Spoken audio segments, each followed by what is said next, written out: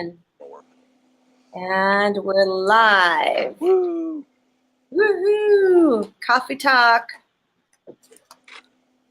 Hey guys, how's everyone doing? We got our coffee for coffee talk. Good morning. Good morning.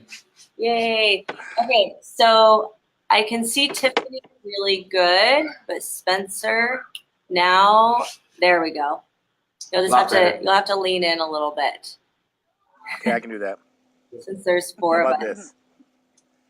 There we awesome. go. That's That better. was That's better. Yeah. Cool. Now we can see everybody. So good right. morning, Facebook Live, and we're also on Instagram Live right now. We're going to be talking about the perfect diet to lose weight. What is that diet that's going to help you lose weight? And just going to go around and introduce each other. Tiffany, you can start. Hi, I'm Tiffany Avalar, and I'm a personal trainer at Yuma United.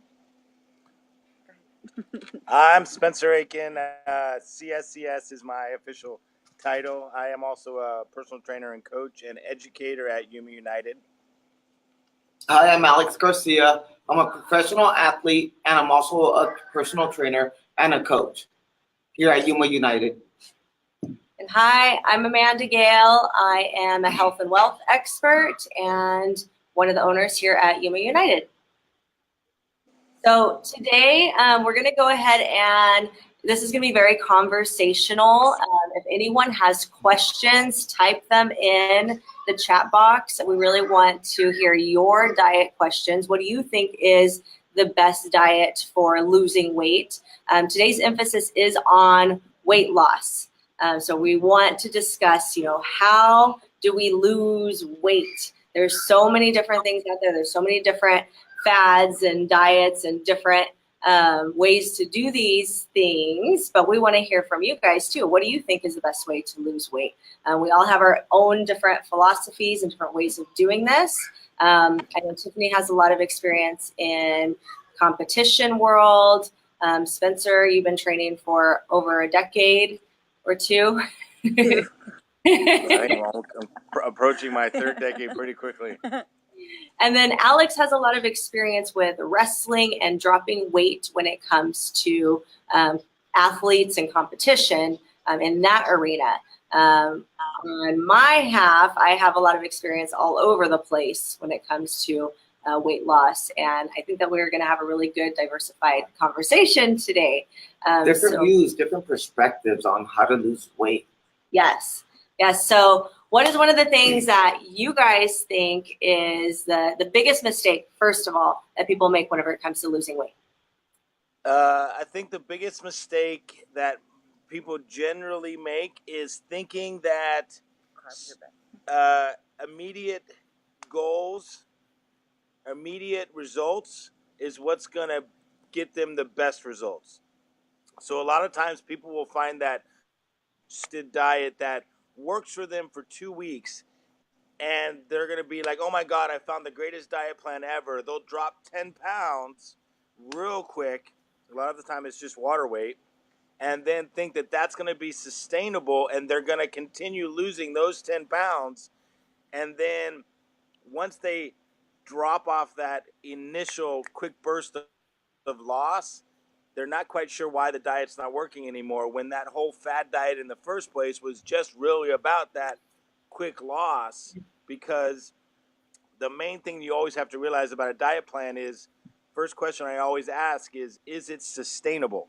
If your diet plan is not going to be with you for a long period of time, you're not going to be able to maintain it, which means you're not going to be at a healthy weight forever. So all you're doing is setting yourself up for that yo-yo, and you're going to ride that wave of up and down, bouncing back and forth from diet plan to diet plan, never settling on a good one, because that initial burst is going to make you question whether or not you're doing it right when you don't end dropping over weeks, months, and potential years. But don't you think that a lot of times people want to see those initial results? That's mentally, it's like, okay, if I'm not seeing the results immediately, I'm not going to keep doing it. Yeah. The answer to your question is yes, but is that their fault that they want to see that or is that our fault for pitching it as the idea of what they want to see? So a lot of times in the fitness industry, we'll pitch those instant results. We're a microwave nation, right? We want now, now, now.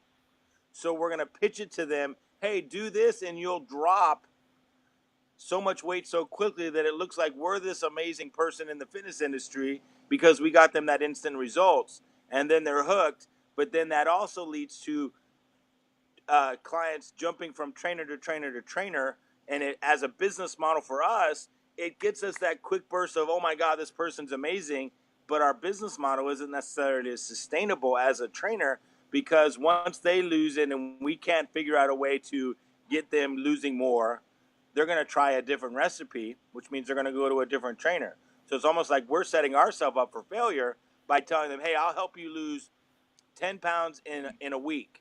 Well, it's sort of easy. I'll tell you one thing you could do to lose 7 pounds in 1 week. Ready? Lose 30 Take pounds. a water pill. Yeah. You can lose 30 pounds in 2 weeks. Yeah. So you guys are now instantly a better trainer than me because I can only help you lose 10 pounds in 1 week. But that's sort of the mentality, right? Of get quick results. Who cares if it's going to be sustainable? Because we can then pitch you as, hey, we got you results.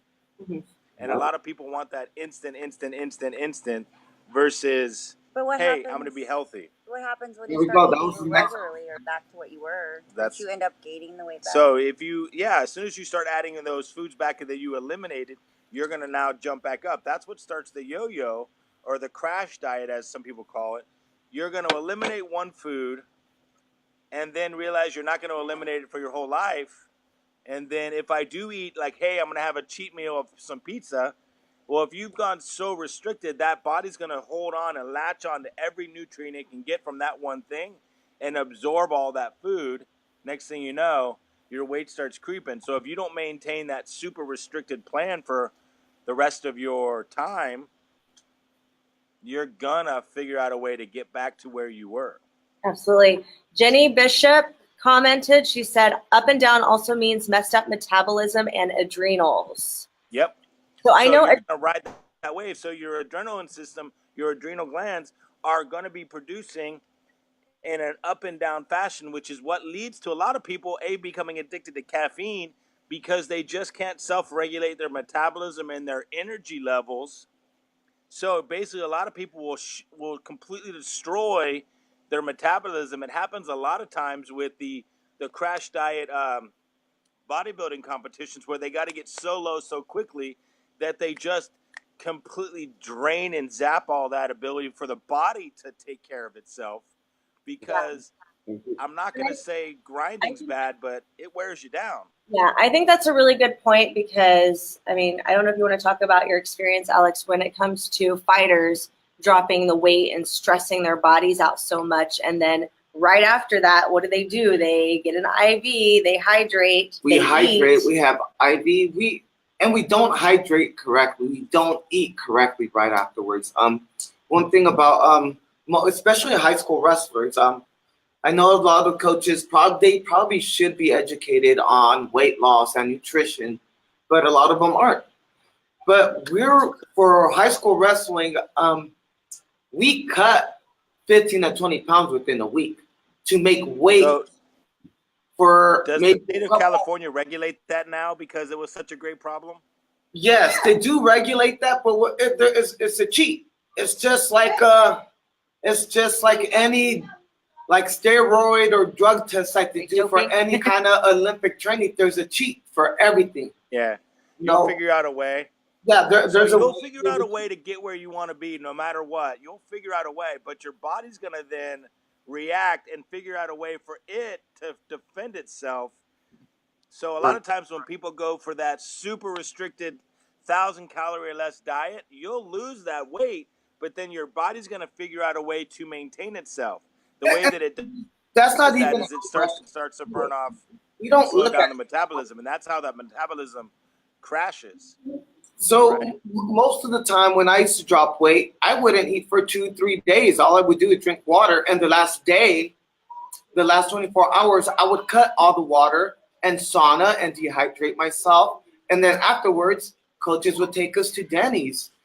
I'd have pancakes, I'd have soda, They wouldn't know. They'd be like, oh, you got to eat. We're gonna take you to McDonald's. We're gonna take you to Denny's. We're just gonna get you food instead of having the right nutrition for your body to perform. Yeah. So now you're looking at that's what it helps with your adrenal fatigue right there. Yeah, and that's what crashes in. I remember waking up, my kidneys hurting, my back hurting, feeling horrible. Waking up lightheaded, but the coaches don't really know nutrition for weight loss. Yep. Yeah. There's a really good question from Jenny. She wants us to give our opinions on keto. We all, I know, are going to have. All right. So do you want me to give my opinion first? Because I'm pretty adamant about my statements that I make on social media about keto. All right. And okay, so here's what we're going to do right now. If in the comments section, leave us your email. We will send you the most recent study we found about keto versus other diets. I'll go into the other diet in a second.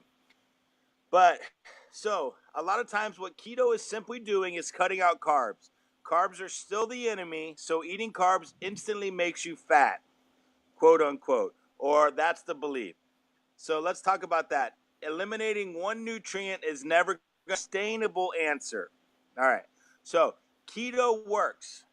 If you want to lose weight, the research states that keto will help you lose body fat.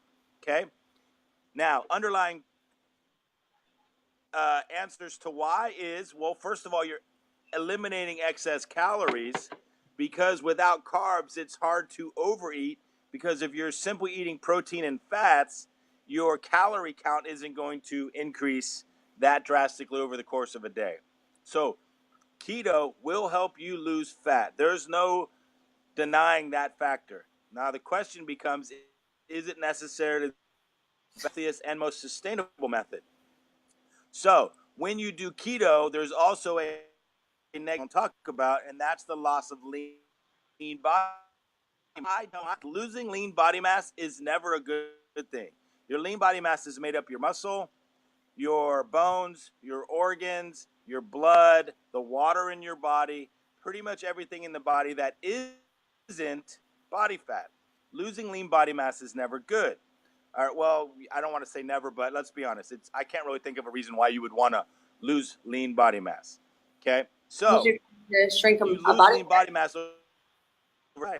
Now, how about if we, instead of that, we monitor our carb intake and keep our carb intake low enough to where we will not overeat and still get the benefit of maintaining our lean body mass. So they recently did a study on keto diet versus carb cycling diet. I'm an advocate for more of a carb cycling because you're monitoring your carb intake versus just not eating carbs. So eat low for a few days. In the study, I believe it was 3 days. And then they did 2 high carb days. Okay, the amounts will vary based on your body size. But what they found was this carb cycling diet is they went low for 3 days, high for 2 days. I don't, off the top of my head, don't remember the exact numbers of low, low, low, then high. But they found that equal loss of our body fat. However, lean body mass improved with the carb cycling diet versus keto diet, which lost your lean body mass. So the studies that I've seen on keto is you have lean body mass loss, plus you lose top end performance. So if you're a fighter, a football player, a basketball player, or any sport, or just trying to be stronger. So for like our Strong Mom program, we want to be at our top end performance level. We want to be strong. We want to be powerful. So losing top end performance, which the keto diet does, can be detrimental to our overall goal. It will help you lose body fat, but there might be better diets out there for you. They're going to help you lose the same amount of body fat and keep your lean body mass. So if you email us, you give us your email address in the comments, we'll send you that recent study that states, yes, it works. However, there are better options. And here's the thing is I think that right now that there's also, it's kind of like whenever there was the Atkins fad. Like it's just a term. People say keto, I'm doing the keto. It's like, okay, what does that really mean? Like, what do you mean you're doing the keto? You're doing the Atkins. What are you really doing? Like I think it's just one of those terms that people use, but they don't really know what they're doing too. And I same agree. and same with the term diet. People do diets to lose a certain amount of weight, and after they reach that goal, now what? Now they stop that diet and they start eating again. They gain everything they lost plus some. That's the Yep. problem with diets. It shouldn't be a diet. It should be a It's a lifestyle. lifestyle. And and the problem is, if you want to be a performer, I definitely agree with Spencer. You gotta know how much carbs you're eating, and the process of it. Because sometimes there's times where I'm working out and I don't have enough carbs, and I feel like crap. I'm hurting. I'm not performing to my Yeah. top performance. So I know So yeah, a lot you of gotta listen. people love to go low carb and they go for a long time low carb, and it's like, well, you don't have the energy for a heavy leg day or anything like that, or a real true strength training. I couldn't imagine being a fighter trying to do MMA practice, jiu-jitsu practice, doing your morning cardio, some strength training, and all while you're so low drained. It's like, So what are you doing? The depleted. damage You're to gonna your hurt body. yourself. So, yeah, and then the idea of looking at it as a diet, which everyone has a negative connotation towards diet, start changing our mentality up. I need to find a good nutrition. So we promote, just overall positive mental lifestyle, which Tiffany mentioned is it's a lifestyle. It's not I'm doing a crash diet. I'm doing a healthy lifestyle, That I which enjoy. so So she eats super healthy, and people think it's so clean, but she eats her food that she enjoys. We were talking about this morning at the gym, and she puts barbecue sauce on so many foods. It's like, well, that has a lot of sugar, but if you monitor your sugar intake, it's not going to be gaining weight because of that. So eat the foods you enjoy, but pay attention to your overall intake. And I think that it depends on, like you said, Tiffany, like you have to enjoy it. If you're not enjoying it, then you're not going to stick with it. So if you don't like it, if it doesn't feel good, it doesn't fit your lifestyle. So there's a few things that, and what I think are the things that you can eliminate as much as possible to be able to have that healthy lifestyle. One of them is sugar. I don't think sugar is something that we should have in our diet regularly. Can we have it every now and then? Yes. Alcohols is another one. I think that the two things, if you're trying to lose weight, the two easiest things to cut out of your diet or eliminate is sugar and alcohol. If you're, Yeah, but people and aren't soda. willing to do that. So yeah, it's funny how so soda and alcohol essentially are the two easiest things. And what are the two bad things in soda and alcohol? sugar. Sugar. So alcohol has its own calorie count for sugar, which is 7 calories per gram instead of 4. She's good. Okay, so it automatically is almost double your intake, your calories. And then soda. What is soda? Basically pure sugar. So if you simply eliminate sugar calories that you drink daily, you're already on the road to success. Now it might take you a while if you are going to hold on to other bad choices, but just eliminate the calories you get from liquids during the day. And I do hear this a lot. I want to reach my goal of such and such. And then the secondary follow up is, but can I still drink wine? Yes, but you have to really slow you down. What are you going to do to burn off those extra Yeah. And then I 150 to 200 to Wait, 500 are calories? you saying it's calories in versus calories Yes, out? which is, as she just said, it does really truly come down to calories in versus calories out. yes. Now, body absorption is key. So if you want to talk about what I personally believe is the most important thing for losing weight, it's calories in versus calories out. Every diet comes down to one simple factor. How many calories are you taking into your system, and how many calories are you putting out of the system? Okay? That's really, now, most people don't want to do the math. And then there is a little bit about absorption rate. So if you eat one food, you're not going to absorb 100% of it. So some of it is shuttled out just through urination and the other method we get rid of waste. Um, and that has to be accounted for. But for the simple fact of calories in versus calories out, the easiest way to guarantee you're going to lose weight than you're doing. Now, what a lot of trainers take the easy way is, all right, you need this amount of calories. Don't eat above 1,000 calories in a day and you'll lose weight. Well, yeah, but that's not necessarily the healthiest way. And then once you reintroduce food, you're gonna yo-yo. That'll cause the yo-yo and the metabolic Right. fatigue and the adrenal problems. And Spencer, I know that we were talking about this the other day. Is a lot of competitors. It's the tilapia and asparagus diet. Asparagus, my favorite foods. Tilapia, just gross, and Those are terrible. It's Yeah. not fish. But it's common in the competition world. Like it's you eat very little. You're very limited. No flavor, no salt, no nothing besides tilapia and asparagus. exactly. So yeah, we were talking and it said there are competitors who eat tilapia and asparagus for 6 meals a day for 2 to 4 weeks, and it's like, well, guess what? You're going to lose weight because you're simply eating 1,200 calories a day while burning an hour of cardio in the morning, then your weights, an hour of cardio at night, and you're not eating anything. Of course, you're going to lose And you weight. smell like fish. And you smell like fish. So Nobody Sorry, wants it's to be around you. I had a pound and Yeah. a half of fish a day, and I was sweating it out. It's gross. So, back to so add a little variety to your food, enjoy your food, monitor your total intake. Prep your food. Yeah, talk about that more. Okay, so set yourself up for success and life becomes easier, Yeah. but use a little common sense and eliminate if I don't do this in my diet, I'll be better off because of it, because it's the latest fad and it's getting results. No one posts the failure stories. I did, and I don't want to bash on keto too much today, but I did just because of the latest, or we could say Atkins. I did Atkins and I lost 50 pounds, or the Biggest Loser program, which was horribly bad at doing this. I lost 50 pounds, But where are they? they're off camera and they put 70 pounds back on. Yeah.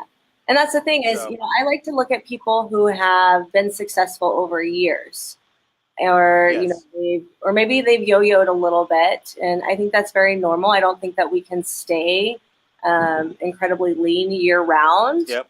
I used to think so, but when I used to think this, I also did 3 hours of cardio every day. But Yeah. and I've been able to stay So- super clean. I think the reality of photo shoot models is not the reality of everyday life. Mhm. And Tiffany always brings up that those models, because she did it, where they will get ready for a photo shoot, they'll spend 2 weeks getting their best and then do the photos, post the photos, and everyone's like, oh, you look amazing, but that's not their everyday. That's right. So don't compare yourself to a photoshopped, perfect dieted, perfect workout routine, photo shoot ready model who's setting themselves up to look at their best, A, partially because it's their career, and B, because everyone's going to see that one photo. Right. And on the other hand, like thinking about the long term, like how you were talking about, like whatever you're doing, the habits that you're willing to change when it comes to losing weight. I think that that's one of the key ingredients is, you have to be willing to change certain habits. And I always say, if you're not willing to change this for a lifetime, then don't do it. Yep. Completely agree. Because you don't eliminate habits, you simply replace them with different ones. Right. So there's Yeah. actually a good book by Charles Duhigg, about the power of habit. It's a good book. Anyone should go out and read it. You'll learn the quick lesson is, whatever your bad habit is, don't try to eliminate it. If it's cigarette smoking, sitting on the couch for too long, waking up late, running around, being a bad parent or whatever, you're not going to eliminate that pattern. You're simply going to change that pattern to a new, better for you pattern. So figure out. So one of the stories is a lady who started off not wanting to smoke cigarettes. So she found out she failed when she just stopped smoking cigarettes and did nothing else. Her habit change didn't take until she replaced cigarette smoking with becoming a runner.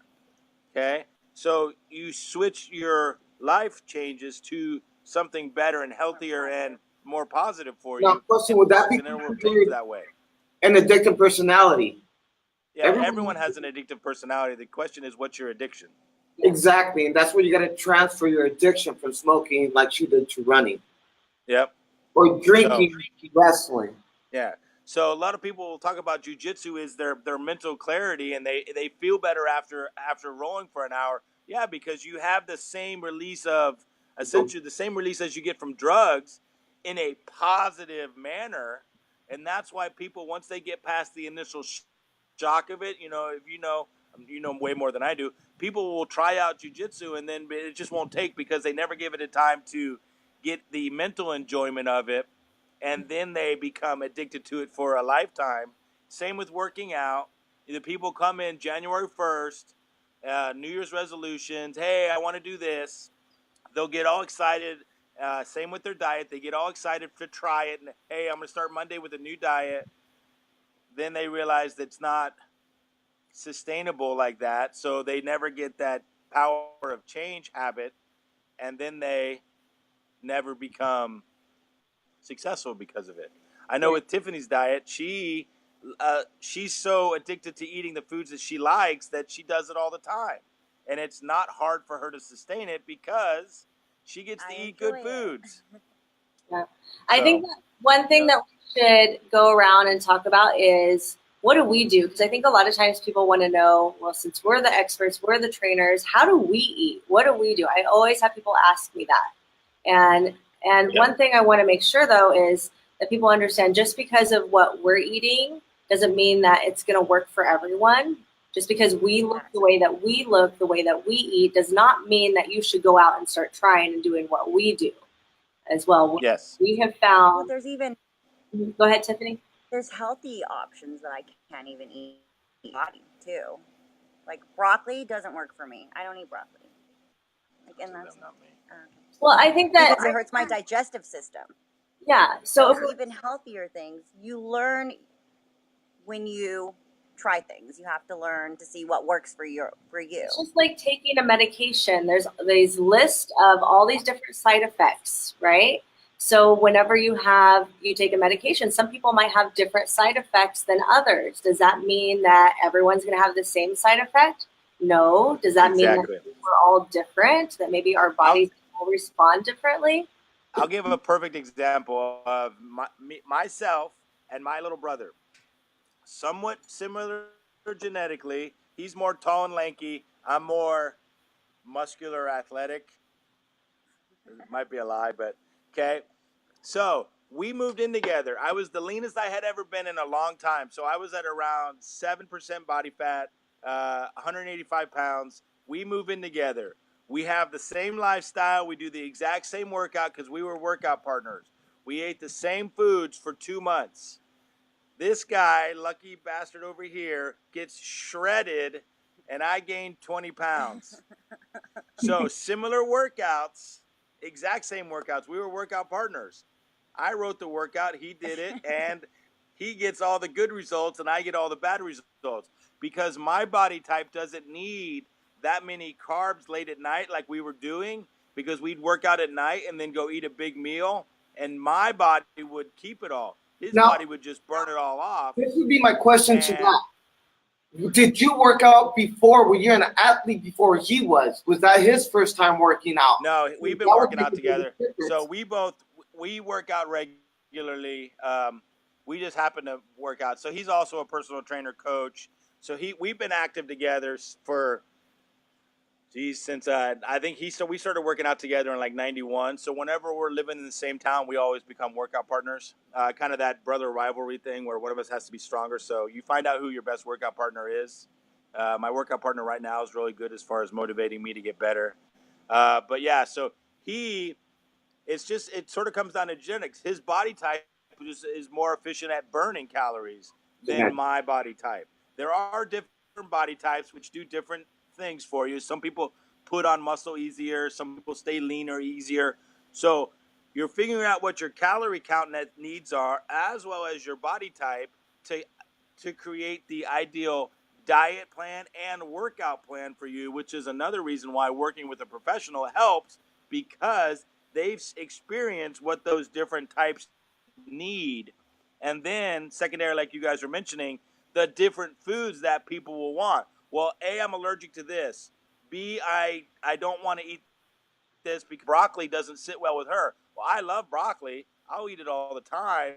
I'm not a broccolini fan. I'm not a tomato fan. And part of it is just realizing what foods people don't enjoy. I don't like cilantro. So anything with pico de gallo is so healthy. Yeah, but I hate cilantro. So it's like, well, you have to eat this It's like, no, I don't like tilapia. I like asparagus once in a while. I could eat asparagus about once a week and I'd be okay. But if you made me eat it every day for back-to-back days, I'd be already, nope. And I'd be rushing off to call a pizza place. What's crazy is last night we're watching a documentary about genetics. And genetics has nothing to do with the way your body performs, if he gains more muscle than you do or anything. It's kind of crazy. It was on Netflix. Remember it was. So there's this documentary, and they were talking about, a lot of the science and research that we have is usually 10 years ago. So we're always like, whatever knowledge and information we have is really we're 10 years behind. Outdated. So it was talking about soon we're going to be learning about how genetics has absolutely nothing to do with, how we are, the disease, everything. And it's actually like the mindset, right? It's the mindset, the way your body perspective of the world or the things around you is what changes your body, that you have full control. So how do certain people become more athletic then? They work harder. Their body, there's perspective to the workout is what makes the difference. There was like a lot to it, but I think that's a documentary. Can you post the link in the comments of what the name of that documentary is? Yeah, we will. I think it was very interesting. And I have a perfect example. I'm going through a change right now. I have a fight coming up July 21st in Mexico. And I'm going from 175, I'm dropping down to 154. And it's been a month. I'm already down like 10 pounds. And the only thing I changed on my diet was my carb intake. I drink a lot more water. And there's maybe about, out of the whole week, 3 days I don't eat carbs. Then I carb up. Because I need a carb up to be able to perform. So you do the carb cycling. You do carb cycling diet. Yeah, whatever people want to call it. But it's not a diet. Just like people are calling it diet. Carb cycling nutrition plan. Diet. It has to be a lifestyle. If you want to keep that performance, you have to be able to keep the lifestyle. Yeah. And you have to give yourself a treat meal. I eat a lot. I eat fat a lot. Oh. Fats? Fat. Or fast? Fat. Fats. Oh. Like almonds. Yeah, almonds, avocados? Anything that's fatty, yes. Which is so crazy because, going through competition, like I never eat steak, I never eat bacon, I never eat any cream cheese. I would never eat any of these things. And I think that whatever works for you, you find that fit. And personally, for me and my lifestyle, eating only a few times a day, which was totally opposite of what I've ever done, eating higher fat, now I'm less likely to crave the sugars that I used to crave. I'm less likely to binge eat, which I used to do. I work out really hard, and now I don't have to work out as much. I eat a lot less, but I'm more satisfied. And I feel like I have more mental clarity. I'm able to do more and perform more when it comes to business and in my life. I can sleep less and not feel groggy. But I mean, this is just something that has personally worked for myself. Doesn't mean that it's going to work for everybody as well. But I do carbs every night. That's another thing I think people need to know. Like, I'm not perfect all the time. I have to have my treat meal, is what they call them. At least, I think I do about 2 a week. And I look better the next day after I've carved up. Mm-hmm. So I think carbs are important. And you do need them. You just need to choose it depends on which ones you eat, I guess. Baked sweet potatoes, quinoa, rice. So many people who are doing like the macros, like they count their macros and they say whatever fits, then we can have it. Right. But how are you going to feel if you want that candy bar? Yeah. Well, a lot of people wanted to say if it fits your macros and then choose the crappiest macros possible, saying and justify it as, well, it's fitting in my macros. It's going to work. Yeah, but it's not necessarily. There's more to dieting or nutrition plan than weight loss. There's also health of your organs and your liver and your kidneys and having a nice all that. So and not putting premium gas in it. You're putting crappy gas in a nice car. Exactly. Synthetic oil in it. The thing is, you got sugar into your gas tank. See what happens. Okay, I'm not legally responsible if you put sugar Your in body. your gas Your tank. body's like the engine. Note that. That's your own fault. Yeah, it's So, like you have to listen. all right. You have to pay attention. There's times where So- you're on your car and you can hear a little clicking on the back. You have to, in your car, you're like, hey, there's something wrong with my car. You have to just think with your body. You got to be able to listen to your body. Your body's going to tell you, hey, there's something going on. There's something wrong. You need a little Exactly. bit. They'll tell you. So treat your body like a good machine instead of a beat up old bucket, and Right. it'll run better. A lot of times we just treat our bodies like crap and expect it to run like a Ferrari. It's not going to work like that. Instantly. So. No. So in conclusion, if we can go around and say the number one thing that you think would be the best thing to change in habits to have weight loss success long term, what would you say that one thing is? Prepping your meals. That is huge for me. I have my meals with me at all times. I know it's kind of lame sometimes, but it sets me up because then I don't go off and just pick some junk food or fast food. If I have my food prepped, then I can eat when I'm hungry. I think that's one of the biggest habits I think people should try is prepping for the day. And you don't have to do for the week. You can do for the day. I'll prep my food the night before for the next day. And that helps me stay on track. What about you? The biggest thing I would suggest is knowing what your total calorie daily need is. If you know I need 2,500 calories, you need to eat that. Okay. Secondary follow up to that is you cannot eat below a certain level and still expect to be healthy. So a lot of times they'll prescribe 1,000 calories, 1,200 calories. Well, for example, a person who's 120 pounds with barely any body fat is going to need a minimum of 1,400 calories. Anything you eat below that number is bad. Just like there's a speed limit on the freeway, there's also a speed minimum. So your body is being a machine on the freeway. You have a minimum number you can eat and then a maximum number you should eat. If you're trying to lose weight, you got to eat below that maximum number. If you're trying to gain muscle, you eat just above that maximum number to add. That's why they add in more protein for muscle building, because protein will then be used for that. So knowing those numbers is very important.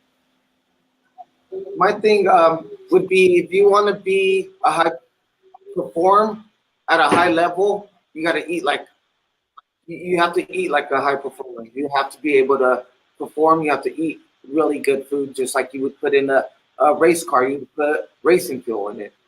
So treat your body. Be good to your body. Give it good performing foods and fuel to it. Okay. Okay, What my about you, number Amanda? one thing, of course, is going to be weird and different. But I feel like you take the scale, take the weight out of the equation altogether. And you focus on how you feel. Because you're going to be at a good, healthy weight if you focus on the way that you feel. Because then you're going to make better choices. And then it becomes more likely that you're going to also start thinking about those around you. So if you're a parent, if you are a spouse, you're going to start caring about those people around you, and you're going to start taking better care of yourself. So in that way, it's more about Perfect. your health and the way that you feel and how that affects other people. Because if you don't take care of yourself, you can't take care of anyone else around you as well as you should be able to. So take the weight and the scale out of the equation altogether. That's my number Agreed. one. Completely. Okay. Agreed. So we're going to go ahead and conclude. Thank you, everybody, for joining us. Let us know some of the topics that you want us to talk about on Thursday's Coffee Talk. And, share the video. Make sure that you put in the comments your email address, or personally, There we go. you can message us so we can send you that. Was it the study that you were talking about, Spencer? Study of keto diet versus high carb cycling diet. Okay. Or a low carb cycling high carb diet. So the only way that we can send that to you is if you send us your email address, and then we'll get that over. And we will see you next Thursday for Coffee Talk. Thank you, Tiffany, Spencer, Alex, for being here. And everybody Happy have Coffee Talk. Coffee Talk. Coffee talk. Cheers. Cheers. Thank you guys, and you guys have a good day. Bye. Thank you. Oh, she looks so